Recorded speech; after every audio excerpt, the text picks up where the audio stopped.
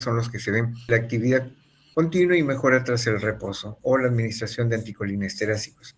Evoluciona por lo general en forma progresiva o en brotes separados por remisiones de duración variables.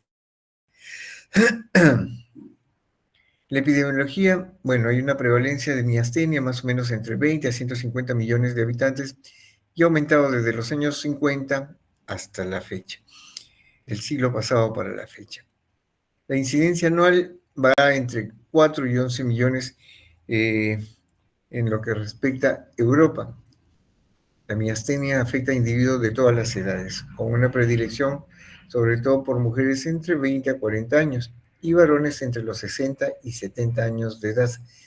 Es verdad, la mayoría de pacientes que tenemos son mujeres jóvenes o adultos varones con manifestaciones de miastenia. La miastenia neonatal afecta a un 15% de los hijos de madres miasténicas. Pues de alguna u otra forma tienden a pasar los anticuerpos a los niños recién nacidos. La historia familiar es habitualmente negativa. Si bien es cierto, no es heredada, pero existe una mayor frecuencia en aquellos grupos en los cuales algún familiar directo tuvo miastenia o algún otro tipo de enfermedad autoinmune, por ejemplo, lupus, enfermedades tiroideas como la tiroiditis autoinmune, la artritis reumatoide también puede estar enmarcado dentro de este tipo de enfermedades que puede desencadenar este tipo de problemas.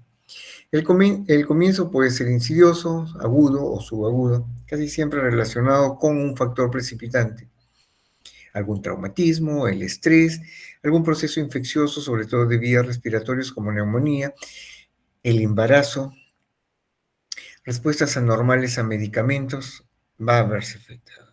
Entonces, todo el proceso de embarazo dentro de lo que es el trabajo de parto, el posparto, pues va a tener algún tipo de riesgo aquellas personas que estén bajo estas condiciones porque se activa el sistema autoinmune y por consiguiente puede atacar a los receptores de acetilcolina. La historia natural de la enfermedad, pues es un paciente que presenta fatiga, agotamiento, con una incapacidad de la musculatura de poder movilizarse, mayor fuerza al despertar y empeora durante la noche. Lo decían en algunos grupos, esto es como los conejitos de Duracell que salen en las propagandas. El paciente se levanta con toda la energía y conforme va pasando la mañana, entran en la tarde, esa energía va bajando, como los conejitos de Duracell cuando se les está pasando el efecto o la duración de la vida de la batería. Así, algo parecido.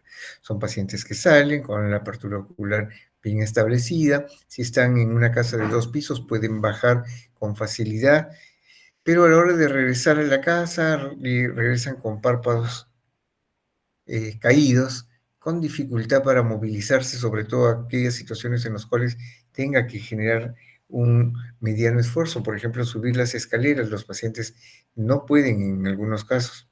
Entonces, esos signos de alarma ya debieran de estar llamándonos la atención.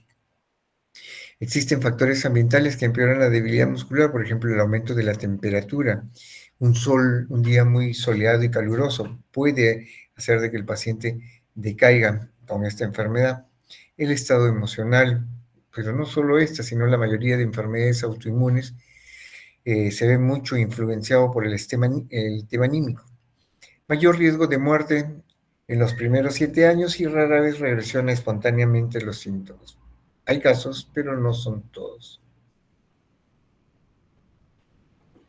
Entonces, como podemos ver allí, en la parte superior tenemos un gráfico donde se evidencia la terminación nerviosa al soltarlos las partículas de acetilcolina y pasar a través de la unión neuromuscular hacia el músculo, vemos los receptores. Pero estos se ven afectados, como se ve en la fila de abajo. En la fila de abajo, la producción de acetilcolina está adecuada. El tema es que donde llega a actuar la acetilcolina no hay puerta de entrada, lo que son los receptores, y eso de alguna otra forma condiciona la fatiga, el agotamiento, el cansancio, más que cansancio, la debilidad. Entonces, en un proceso normal, estas partículas que están en el espacio, una vez que llegan a los receptores, el excedente entra a tallar la enzima de la acetilcolinesterasa, la cual tiende a desaparecer los restos que quedan del neurotransmisor. Entonces, importante saber ello porque cuando nosotros usemos el medicamento para el tratamiento de miastenia, se van a dar cuenta que actúa a través de la acetilcolinesterasa, inhibiendo esta y permitiendo que la acetilcolina circule un poco más de tiempo, haciendo medida tal que interactúe con los pocos receptores que hayan una vez que las primeras moléculas de acetilcolina hayan hecho el efecto. ¿Qué manifestaciones clínicas? Pues ya estábamos hablando en parte, el agotamiento, el cansancio, que empeora con lo que es la actividad física y mejora con el reposo, afectación de los músculos oculares, faciales y vulvares, lo que origina de alguna u otra forma una disfagia, problemas para deglutir, debilidad muscular, mejora con el frío, y la debilidad del cuello y las extremidades es también común, pero es más frecuente que lo que tiende a afectar el resto de extremidades, ¿no? Ustedes pueden tener pacientes que les llega con un cuadro en el cual la cabeza tiende a caer y el mentón estar apoyado sobre el pecho, por lo que no pueden levantar. Uno le pide levante, no puede realizar. Eso es cuadro de debilidad. También vamos a tener en la los músculos lisos generalmente no se ven afectados, lo que se ven afectados son los músculos de la musculatura estriada. Entonces, los extraoculares, el elevador del párpado, el orbicular de los ojos, los rectos superiores e inferiores y el oblicuo mayor y menor. Por eso es que el paciente también puede tener diplopia. O sea, como hay una parencia, una debilidad en los músculos oculares para movilizar, el paciente puede comenzar a ver doble, porque no hay la mirada conjugada, no está del todo bien establecida. Los músculos de la cara, la lengua, el maxilar inferior, el paladar y faringe también se ven afectados. Los músculos del cuello, hombros y cintura pelviana. Músculos del tórax y respiratorios en los casos ya graves en los cuales el paciente no puede respirar con los músculos accesitarios, sobre todo cuando comienza a retener secreciones. Y rara vez toma los músculos periféricos de manos y pies. De sospecharse miastenia, pues hay que tener en cuenta las siguientes situaciones. Parecia de músculos oculares, síntoma de la pupila, que es variable en el tiempo. Sintomatología vulvar de reciente aparición. Debilidad de las extremidades sin arreflexia ni disminución de lo que es el volumen muscular. Fatigabilidad ante el esfuerzo. Insuficiencia respiratoria sin explicación clara cuando el problema está muy complicado. El timo, pues, tiene que ver mucho con esta enfermedad. Recuerden que todos nacemos con timo, pero conforme vamos madurando, va regresionando. Entonces, el timo de un enfermo miasténico es histológica e imagenológicamente anormal, está activo. Entre el 60 y el 80% tiene una hiperplasia folicular y un 10% un timoma. Existen ciertas particularidades en pacientes con timomas y sin ellos. Entonces, por ejemplo, un paciente con miastenia gravis que tiene un timoma, en este caso no tiene relación, si es que es más frecuente en hombres o mujeres, no hay una relación directa con el sexo. Y acá vamos a ver la preponderancia de los antígenos leucocitarios humanos. Los títulos de anticuerpo para antirreceptores de acetilcolina es elevado. La presencia de anticuerpos antimúsculo estriado presentes en el 84% de los casos. y otros anticuerpos órgano específicos bajo, como por ejemplo el anticardiolipina, el anticélulas parietales, entre otras. En lo que es la miastenia sintimoma, predomina más acá sí en mujeres menores de 40 años. Lo vamos a encontrar en los subtipos de antígeno leucocitario A1, el B8, el DRB3. En este tipo de pacientes con este tipo de subtipos, perdón, encontramos miastenia sin la presencia de timón. Los títulos de anticuerpos antirreceptores de acetilcolina con valores intermedios, vamos a tener anticuerpos antimúsculo estriados en menos del 5%, anticuerpos antiórgano específico a títulos elevados. Predomina en varones mayores de 40, pero los subtipos el A3, el B7, el 10 y el DRW2. Entonces, estos subtipos van más en relación a miastenia sin timoma, pero en hombres mayores de 40. En las mujeres, recuerden, eran menores de 40 y en los subtipos A1, B8 y DRW3. Títulos de anticuerpos contra receptores de acetilcolina son muy bajos y los anticuerpos antimúsculo estriados son o bordean el 47%. Entonces, ¿cuál es la clínica? Paciente con cuadro de debilidad progresiva sin afectación de reflejos, de inicio insidioso y de curso prácticamente subagudo que evoluciona la enfermedad en ese lapso de tiempo antes de que el médico entre a tallar y diagnostique. Ante un paciente con este cuadro o con esta clínica, ¿qué es lo que debemos de hacer?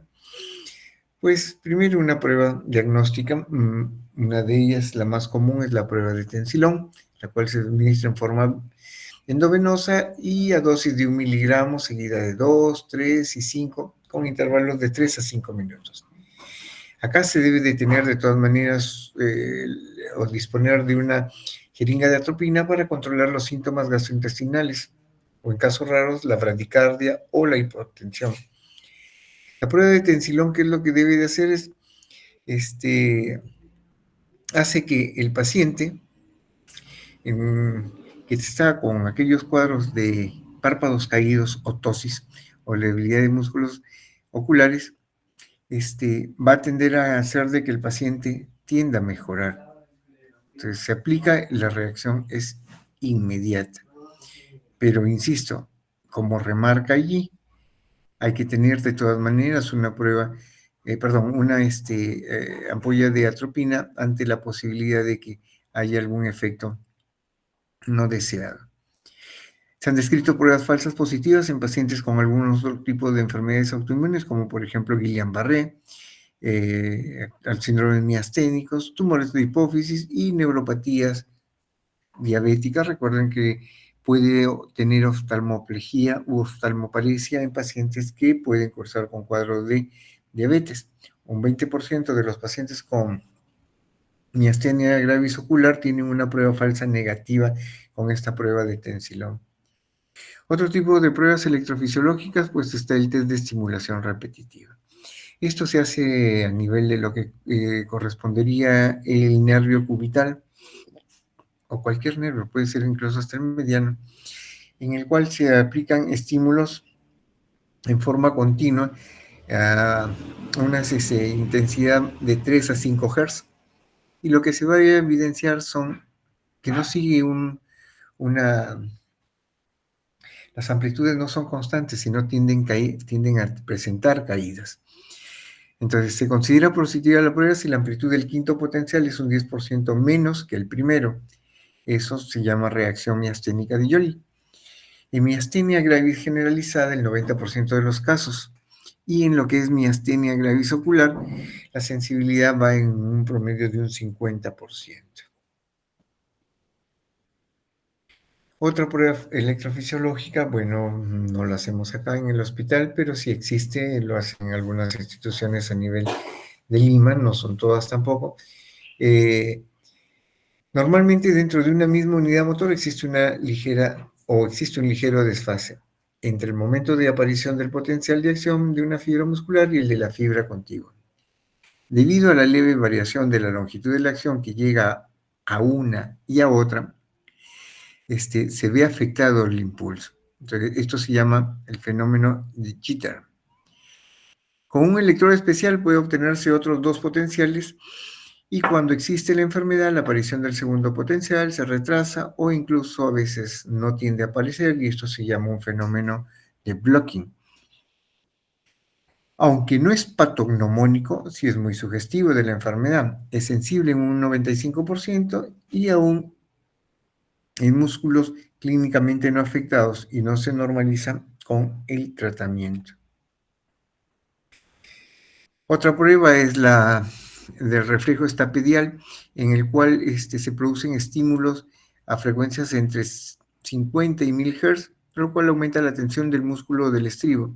En las personas normales se mantiene una respuesta constante, pero en las personas con cuadros de miastenia se agota la respuesta o esta tiende a mejorar con el tensilón. La electromiografía estándar usualmente es normal, no debe de verse afectado porque, recuerden, no, no afecta al nervio en sí, pero de manera ocasional puede haber un patrón miopático, o sea, la amplitud a la hora de pedirle la electromiografía, la amplitud de las contracciones son muy pequeñas.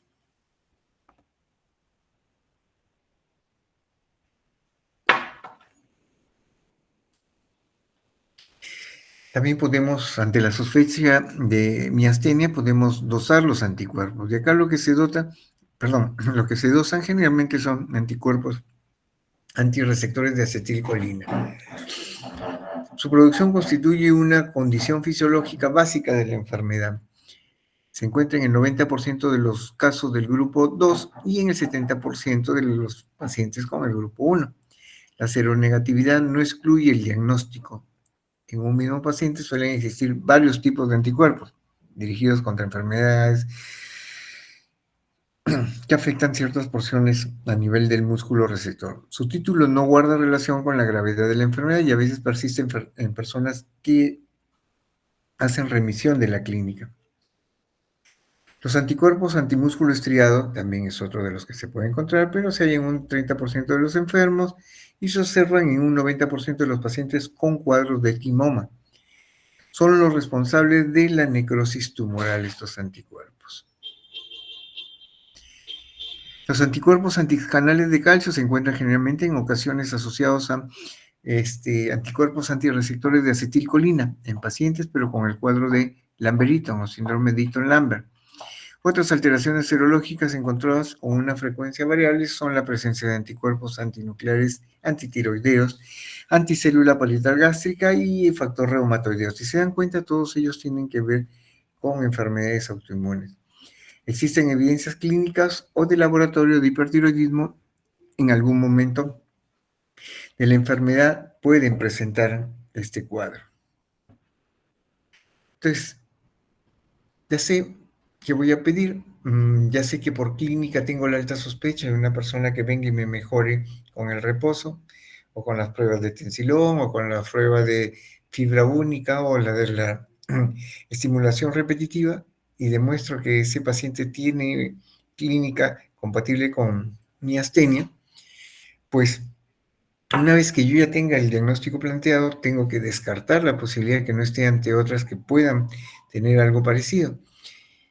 Y ella es lo que tiene que ver con el síndrome de Lambert-Eaton. Lambert-Eaton está más en relación con patologías del tipo paraneoplásicas, por ejemplo, cáncer de testículo, cáncer de ovario en las chicas, pueden desarrollar. Es más, si debuta el paciente con un cuadro de debilidad y sospechamos que más que miastenia es un cuadro de Lambert-Eaton, pues los estudios que tienen que hacerse van a tener que ver con los canales de calcio para definir bien ante qué estamos. Otro es botulismo, otra propiamente ya de nervios es Guillain-Barré como enfermedad distal, La variante de Guillain-Barré, Miller-Fischer, recuerden que produce oftalmoplegia. Algunos cuadros de miopatías inflamatorias, metabólicas o distrofias musculares también entran en la jarana de los diagnósticos diferenciales. La enfermedad de esclerosis lateral amiotrófica o enfermedad de motoneurona también debiéramos de tener en cuenta en el diagnóstico diferencial, pero recuerden que acá hay problemas de segunda motoneurona donde vamos a tener fasciculaciones y atrofia de algunos grupos musculares. La oftalmopatía tiroidea, lesiones del tallo cerebral y la oftalmoparesia diabética entran en lo que son los diagnósticos diferenciales. Entonces, dentro del tratamiento, ¿qué debo de dar? Hay que tener mucho cuidado cuando yo use un medicamento en pacientes que vienen ya diagnosticados con miastenia. Porque, por ejemplo, los anestésicos como lidocaína, procaína o algunos agentes bloqueadores pueden exacerbar el cuadro de miastenia. Algunos relajantes musculares del tipo polarizantes o aquellos despolarizantes o las mismas benzodiazepinas o el baclofeno va a acentuar el cuadro. Recuerden que es para relajar. Si yo le doy a un paciente que ya de por sí tiene problemas con el movimiento y le doy algo que lo relaje, lo suelte, el problema lo puedo hacer mayor. Algunos antipalúdicos como quinina y cloroquina también pueden interferir en lo que es la conducción neuromuscular. Antibióticos como la micacina, gentamicina, neomicina, streptomicina, tobramicina y la eritromicina, pues pueden también guardar relación en lo que es una interferencia con esta enfermedad, acentuando más los síntomas.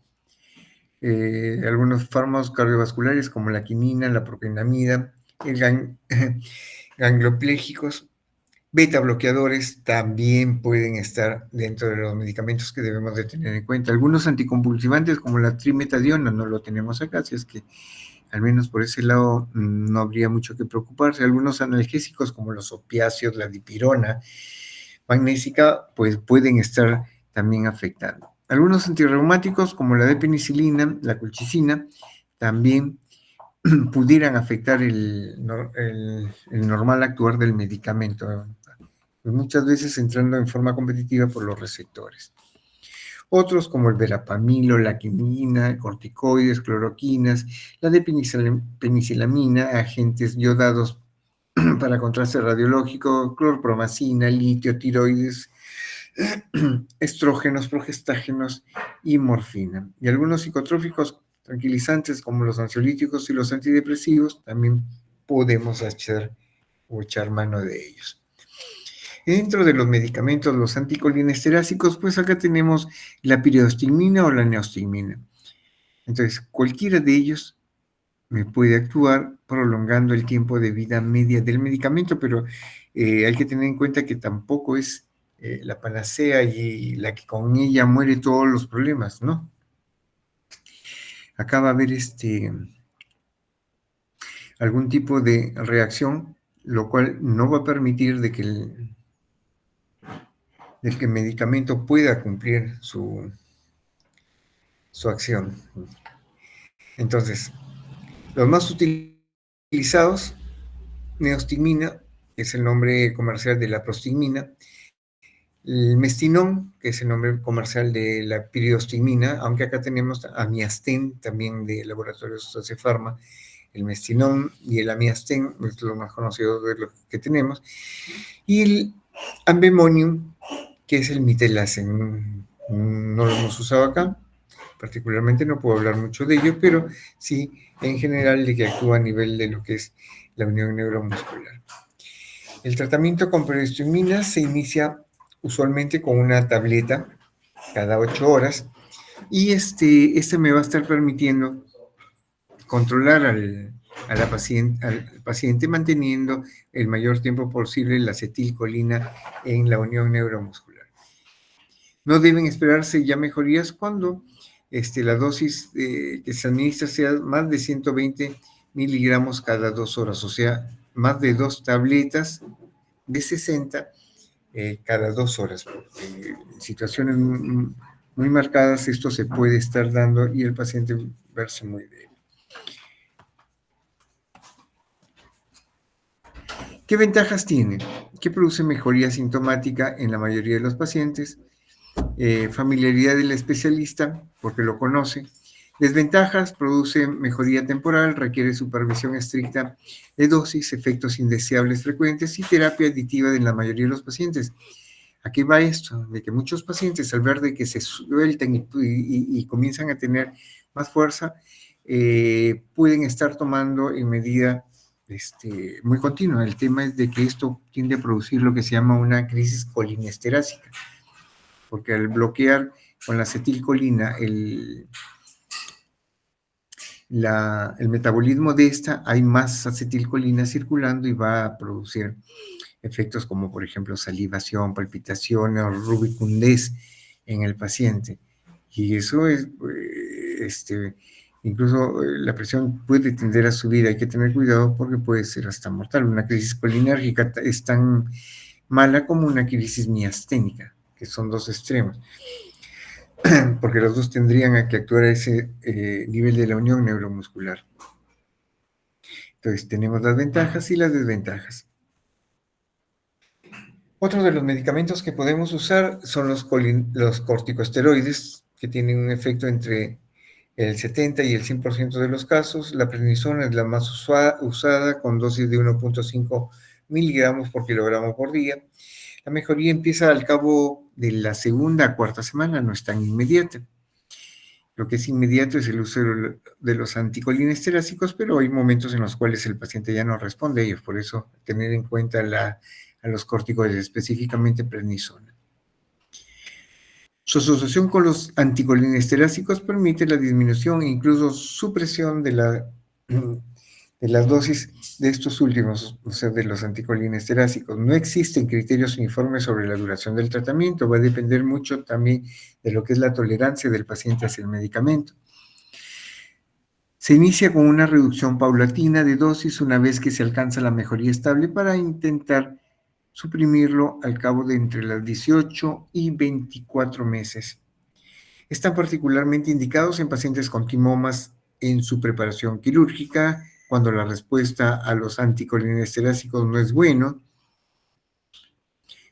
cuando se retrasan los efectos benéficos de la timectomía, cuando no se obtienen beneficios con otros medicamentos, pues ahí considerar de que estamos con un paciente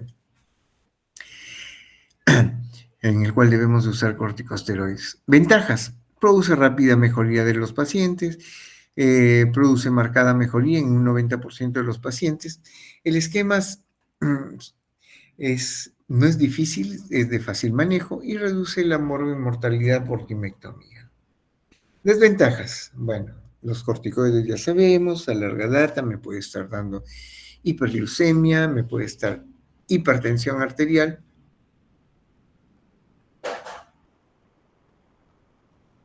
y otras más propias ya del medicamento, como rash dérmico que puede producir.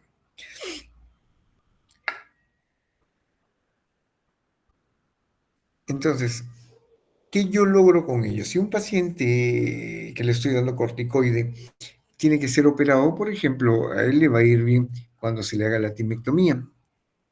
Y es una alternativa para aquellos pacientes en los cuales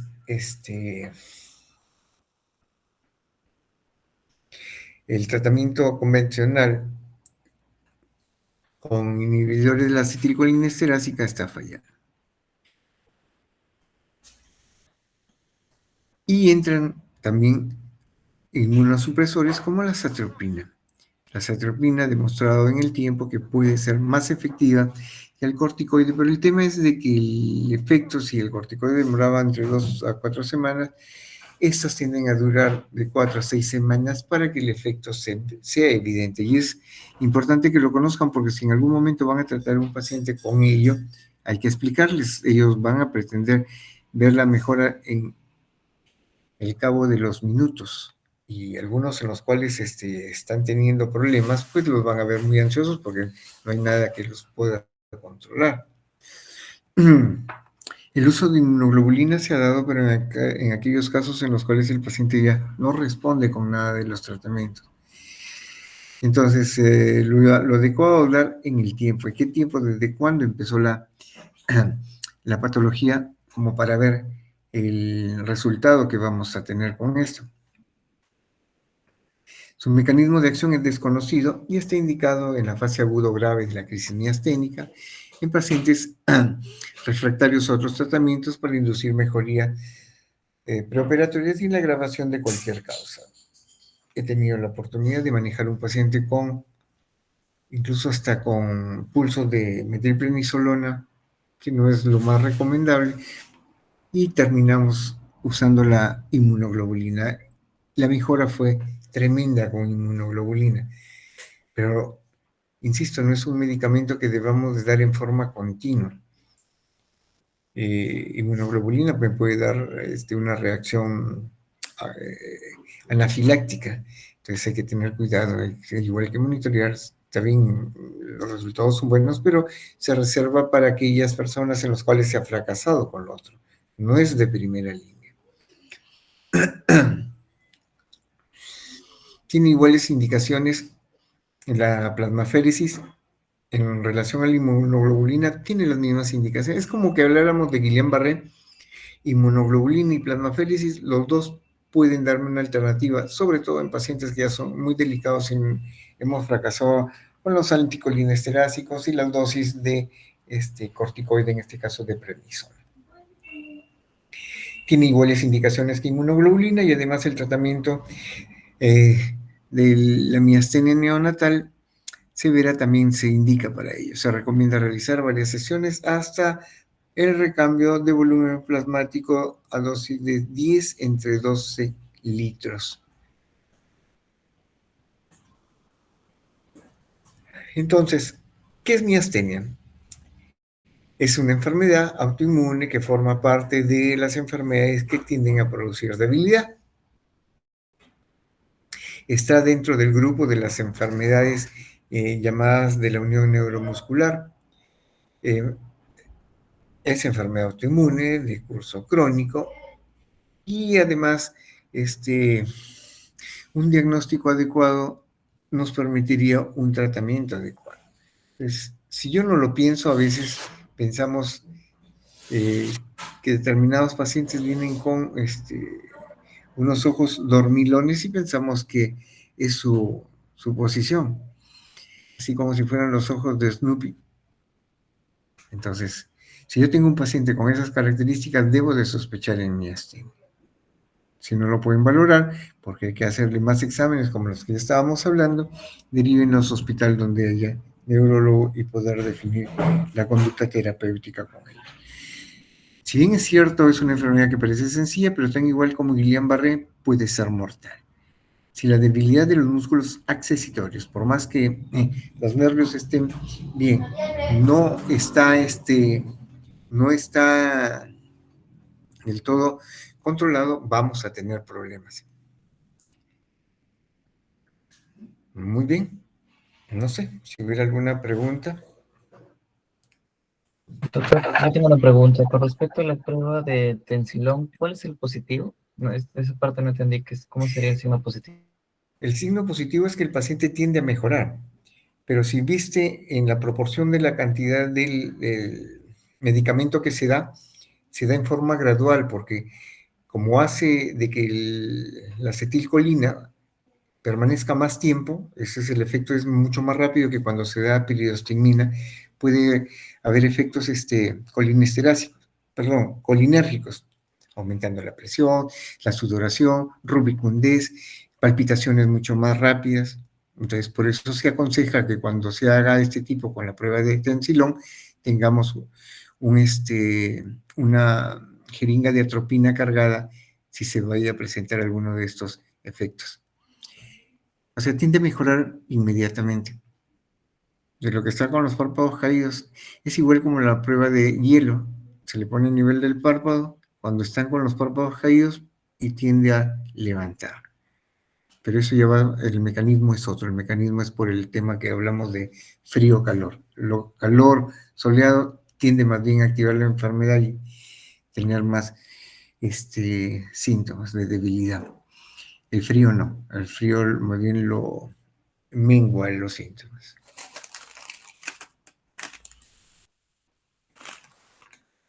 ¿Algo más? Miren, sus delegados me estaban pidiendo los resultados del examen. Hoy se los estoy pasando porque los exámenes ya están corregidos. Tengo que pasarlo a la relación. Y primero le voy a pasar al doctor Hammer y de ahí le paso a sus delegados. Los que quieran revisar sus exámenes, yo mañana voy a estar en el hospital, en consultorio 11. Pueden darse su vuelta. Hasta las 12:30 espero a los que quieran ir a ver. Nada, eso es en relación a lo de los exámenes. ¿Alguna otra pregunta más en relación a lo que estamos viendo ahorita?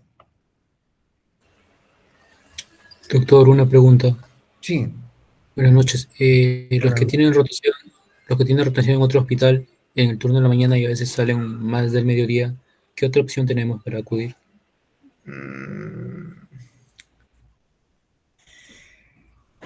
Yo voy a estar en mi consultorio a partir de 5:30 hasta 7:30.